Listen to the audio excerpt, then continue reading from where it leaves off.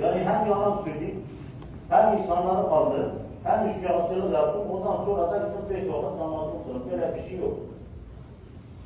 Eğer bir insan namaz kılıyorsa, Allah-u Teala ne diyor? İnne salate anil münkeri.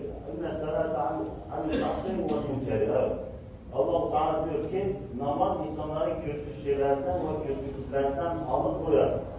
Eğer bu hala kıldığımız namaz işleri alıkoyuyoruz, yani kardeşler, demek ki kıldığımız namazda bir sıkıntı var. Demek ki o namazı dışarıdan çıkartıyoruz. Birileri görsün de, birileri desin de, veya işte Allah'ın adına bu ibadet yerine gelmiş, gertiraf değilsin diye bu işleri yapıyor. Ki kendisinde herhangi bir değişiklik o namaz yapmıyor. Biraz önce de söylediğimiz gibi, bu şeyin başında da söylediğimiz gibi, bizler şu an Ramazan vesilesiyle çalışacak. Bakın çok büyük bir manevi atmosfer içinde. Yani farkındayız veya değiliz.